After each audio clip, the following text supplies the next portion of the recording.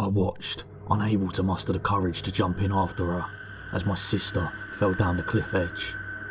My voice was harsh from shouting her name, and I saw that her body was submerged in the water. I was screaming for help, for anyone to come and make it stop, to end the nightmare.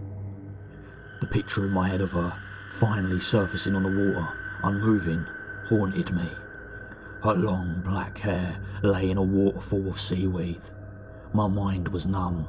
I was numb. The whole world around me was just a distant noise in my ear as I focused on nothing but her, lying there as the paramedics appeared over the beach.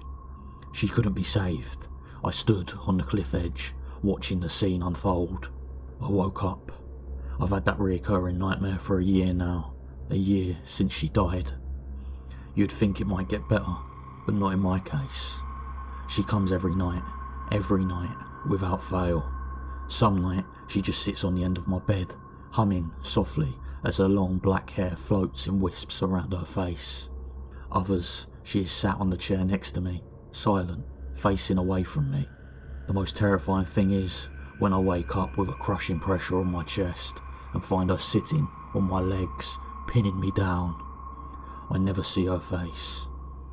At first, she was just a faint glow, and it was comforting, but each day her figure got stronger, and the vivid colours of her hair and dress became easier to see.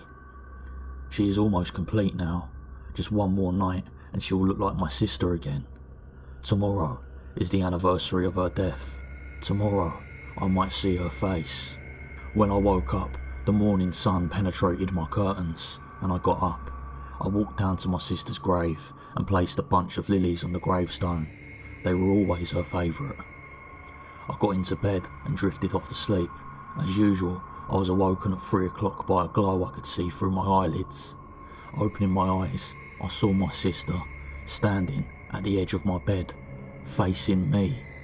Her eyes were sunken and her lips were cracked from the salt water, although strangely, I felt comforted. She never spoke, just led me on a path out of the front door towards the cliff edge.